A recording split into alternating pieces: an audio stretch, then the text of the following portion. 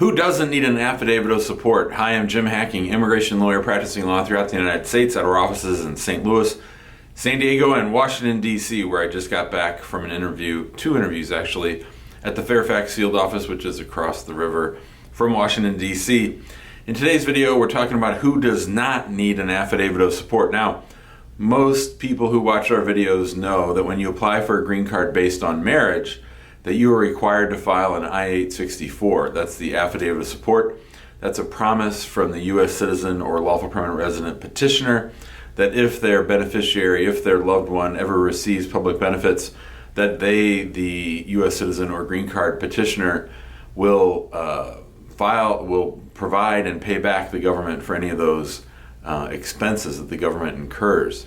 The question then becomes, and we've been getting a lot of these questions, is who doesn't have to file an affidavit of support? Well, so first of all, if you're applying for a green card based on asylum or having come to the United States as a refugee, you do not need to submit an I-864 with your green card application.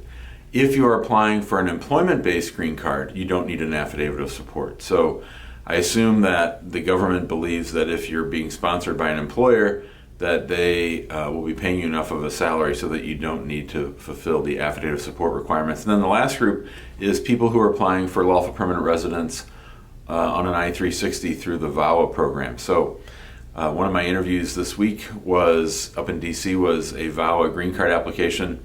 It was a case that I took over. It wasn't a case that I'd originally filed, and the applicant had not included an I-864W. That's a waiver request to not have to file the I-864, but you do not need a petitioner, you do not need a financial sponsor if you are applying under the Violence Against Women Act. So those are the 3 main instances in which you will not need an affidavit of support.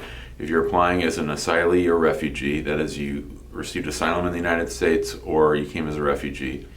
If you have an employment-based green card and you're being sponsored by an employer, or if you are applying through the Violence Against Women Act, VAWA, if you're applying for adjustment based on that basis or any of those 3 bases, you will not have to file an affidavit of support. Everybody else, you should plan on doing it. And of course, if your sponsor does not make enough money on your affidavit of support, you're going to need a co-sponsor. So I really hate the affidavit of support. I know it's an important document. Now, I don't hate it or complain about it as much after we've gone through a year and a half of that I-944, which was the petition of self-sufficiency under President Trump. That was a whole lot worse, and this affidavit of support is mild in comparison, but it is a confusing form, and we have seen lots of people get tripped up by it. So if you have questions about the affidavit of support, or whether or not you're required to submit one, or if you need help with your immigration case, feel free to give us a call, 314-961-8200. You know, we have our Facebook group. It's called Immigrant Home, and there are immigrants in there, I think 5,000 as of the recording of this video, and they're all trading information and talking about their immigration cases and asking questions. Sometimes I even jump in there. And then, you know, we have our YouTube channel. You should subscribe to that YouTube channel. That way you'll get updates whenever we make videos just like this one. And we post a new video every single day. And then on Tuesdays and Thursdays, usually at noon Central. This week I wasn't able to do it because I've been traveling. But usually you'll find me in our Facebook group and on our YouTube channel answering as many of your immigration law related questions as possible. Thanks a lot. Hope to see you there.